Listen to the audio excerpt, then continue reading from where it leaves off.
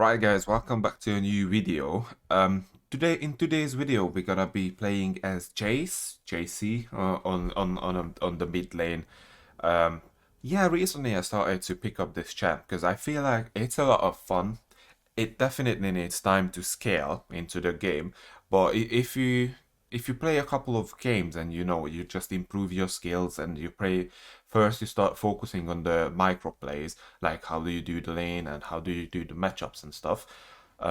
After a while it's gonna, trust me, it's gonna get pretty fun to play as Jayce.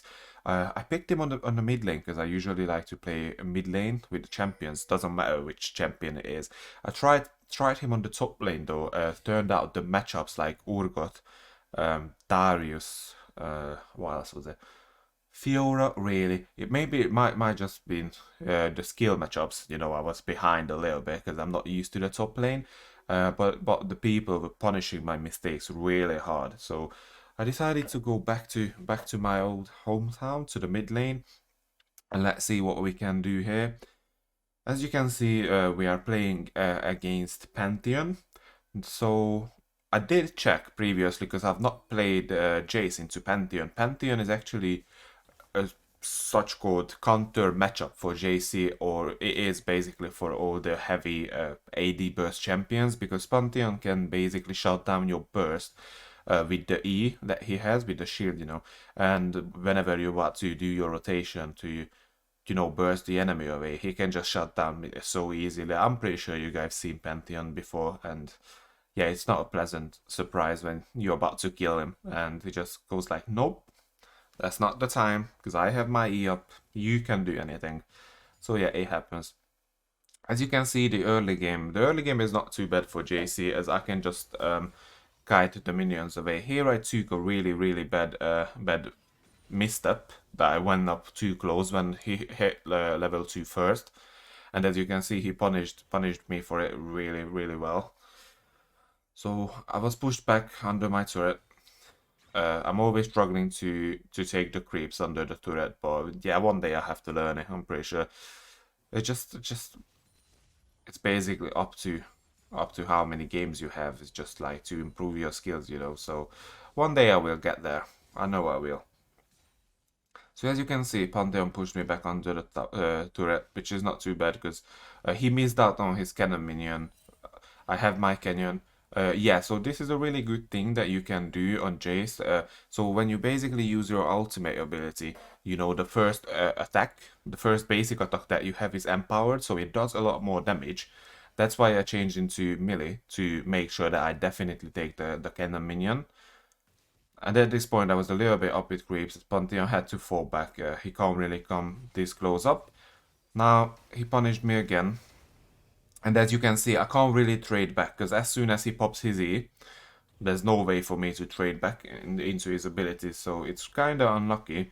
And here I had to take a bad base. There's not much to it. I have to go home. Probably wouldn't be able to buy anything.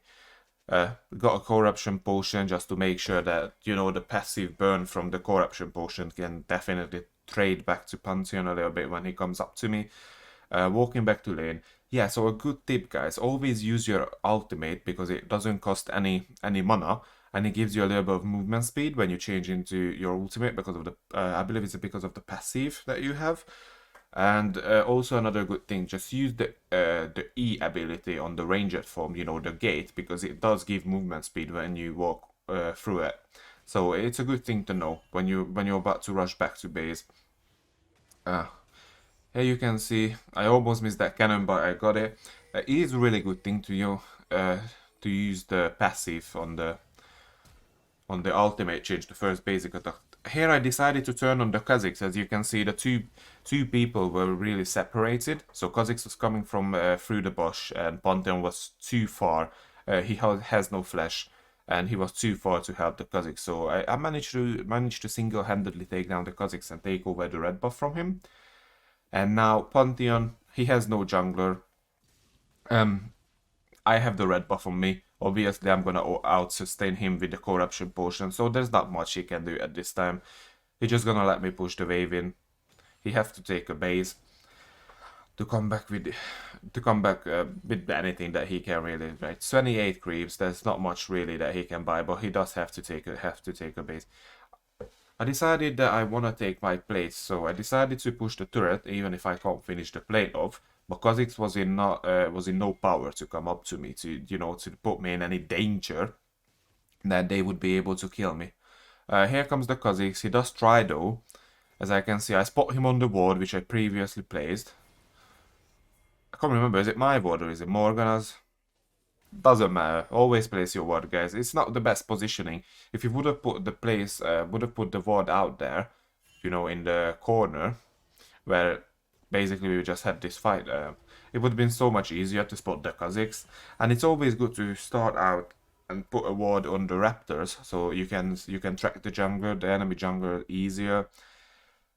We pinged that the Kha'Zix is going down to the bottom lane. I decided to stay out for the lane. Yeah. We just lay back here. I do respect the Pantheon damage, even he only has one item, but it's a lethality item or armor penetration. I believe it's a lethality item, so Seraph the Dirk does a lot more damage for champions that have armor on. So basically it ignores a certain percentage because of the lethality, which is not too bad. You always have to respect the champions who are building for burst because they have damage like literally out of blue. You just can't expect the damage but they have it. So you just have to bear in mind, even if you're the best Yasuo player that ever existed in this planet, if a Zed with full lethality comes up to you, there's not much you can do. I think that Pantheon is going up. As you can see, the Gnar didn't really care.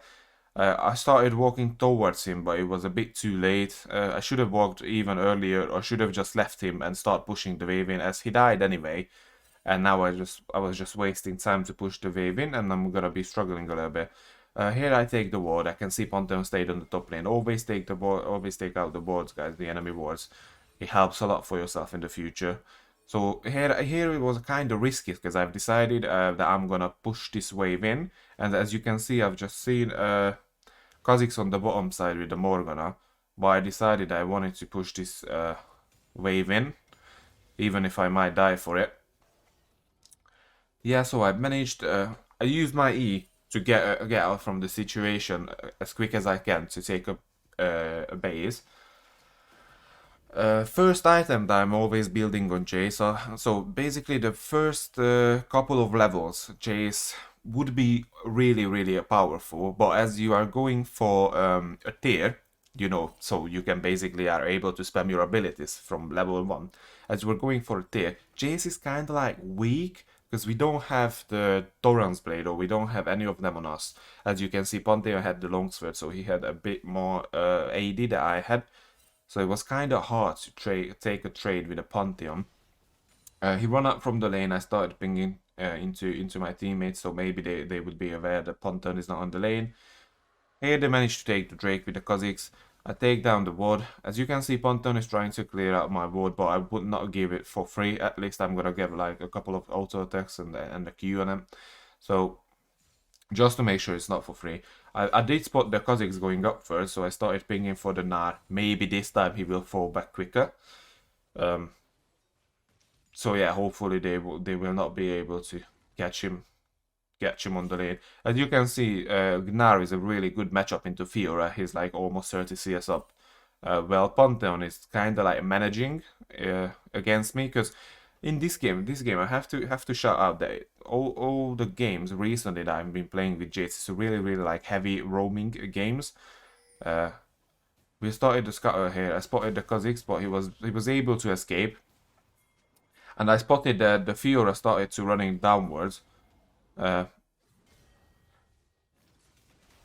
Yeah, try to do a little bit of damage on the Pantheon. The Gnar comes and we pick up the Pantheon. This was a really good flash ult from the Gnar. So a good trick to use, guys. Basically, when you are playing on Jayce, first you don't wanna use your Q for gap closer in the melee form, because if you hit them like with the E ability, you push them away, then you're always gonna have a gap closer and like a half a second or a second uptime. So they're basically not gonna be able to do anything. and you can just jump on them with the damage. The Q does a lot of damage. Here we decided to pursue the Fury as we caught him off guard. I went out to the top lane. I was not stupid, I was waiting for the Gnar. Fiora used his flash. Here comes the Gnar. But he was able to escape as we don't really have anything to slow him down. He did use his W pretty well. So, excuse me. Yeah, I was able to escape. Not too bad too far. Now I see the Scuttle spawning. But so basically, guys, always take the Scuttle when you can see your jungle is not around. As you can see, my jungle is in base. Scuttle, it does mean a lot of XP for the junglers. And I was like literally, it was literally spawning next to me. Jayce can neglect the shield from the Scuttle with the E on the melee ability, the melee form. Sorry. So it's pretty much easy. It's just like burst the Scuttle down.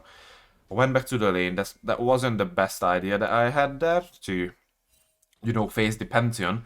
But we were able to bait him back into. He was Pantheon. He was literally standing in the bush, waiting for me, and he had to burn his flash. Gnar went over the wall. It was a bit too much. As you can see, Gnar is really far away from his Mega Gnar form. So there wasn't really much that I was able to do for him. And now Kha'Zix is after me. I don't want to give my shutdown over to them. It wasn't like... yeah, so I had to use my flash to get away. It wasn't like that because I don't want to help the Gnar. It's just, he was so far away from, you know, from the big Gnar for me. He wasn't in any use for me. Really, because he was not able to tank the damage.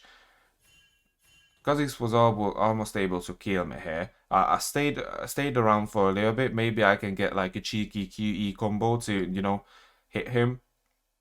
So yeah, I did try to snipe him, but I decided, you know what, he might be on the other side, and he just throws a W into the wall, and then he just catch me off guard. So I had to take a base. It's not too bad. Finally, I was able to pick up something. Yeah, we're going for the Vampiric Scepter. Just for a little bit of lifesteal. Always have a vision ward on me. Farm is equal. You can see my team is up with 900 gold. It's not too much, but it's honest work. So yeah, bot lane is in a good position until the mid lane and the jungle like starts to pay attention that they can catch the Misfortune Yumi combo, because they are not like literally respecting the enemy team.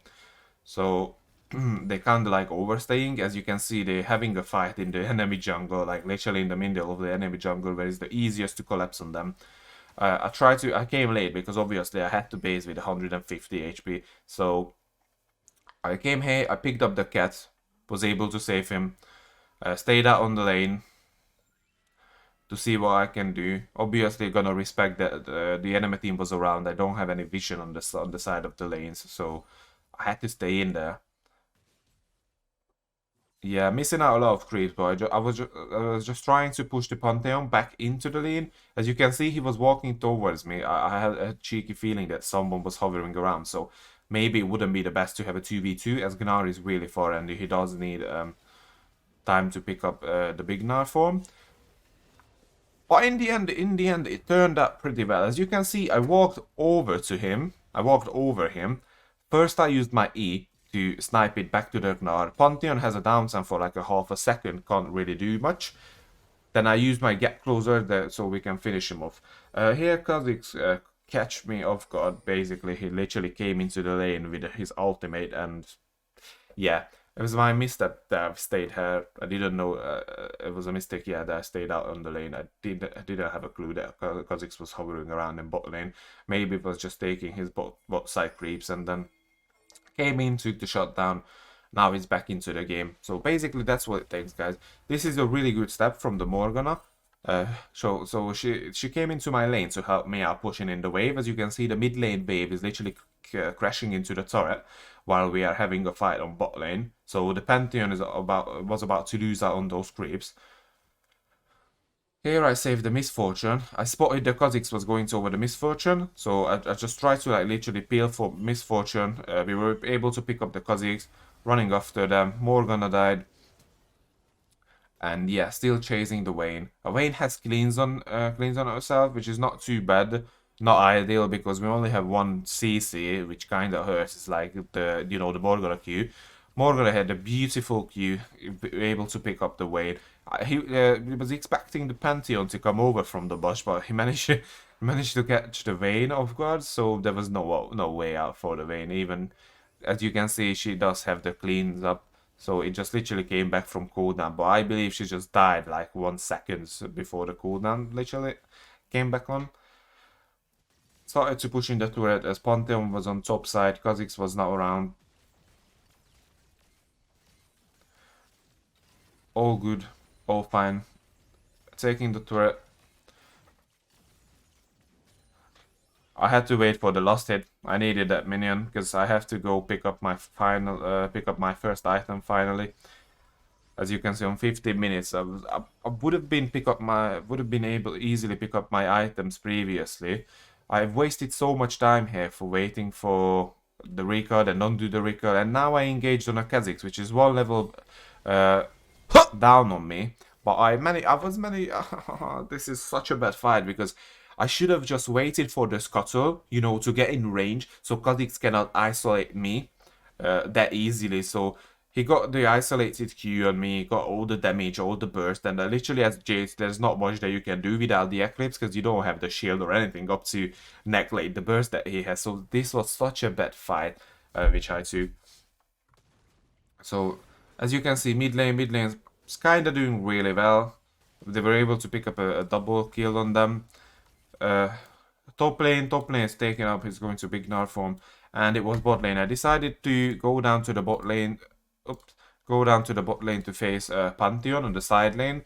Because he was my original laner anyway, so it's not a bad matchup for myself. Pantheon is up a couple of farms on me as he was running between mid lane and top lane to take all the farms. So it was my time to catch up. I quickly picked up the minions, throw out cheeky words just to see if someone's coming around or we can have a one-on-one.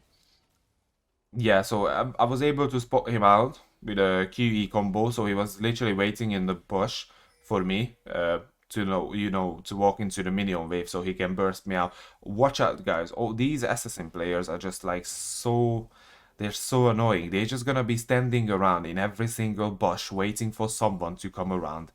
Yeah, there's like literally there's no imagination in that. You just stand in the bush all day waiting for someone. If they come around, then you can just burst them down. Yeah, come on, guys. Where's the fun? Where's the fun in that?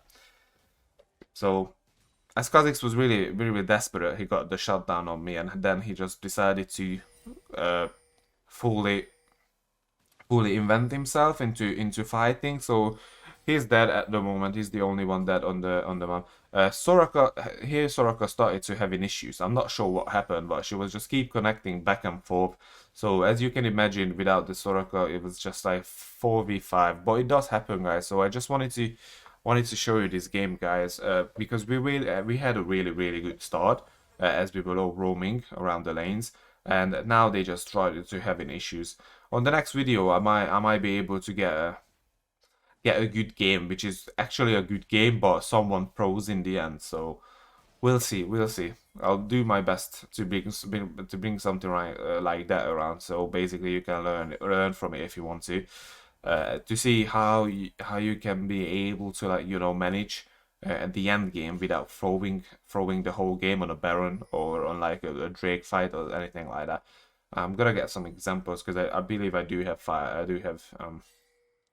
games like that saved. Here, the Morgana Yumi combo, they pinged out that they're gonna pursue the Pantheon, so I decided to push the lane in quickly. Was able to pick up the Pantheon straight away, put the Ignite on him, just for the little bit extra damage. Then I just show him. Here we're pushing in the tower, or I'm pushing in the tower, because basically everyone left me there. Just gotta get a quick sip of my coffee. Yeah. It's not a good game. I just literally woke up. Yeah. I decided that this game was quite fun. Why would I not show you two guys? Maybe if there's something that you can learn from it. Farm.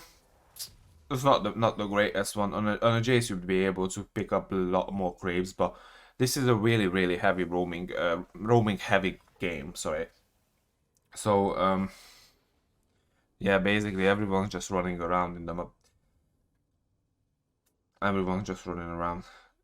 The only thing in this game it really matters that you have to respect the damage on the Kha'Zix and on the Pantheon, just like on every assassin champions, because there's an unwritten rule in League of Legends that the enemy champion is always gonna do more damage than yours.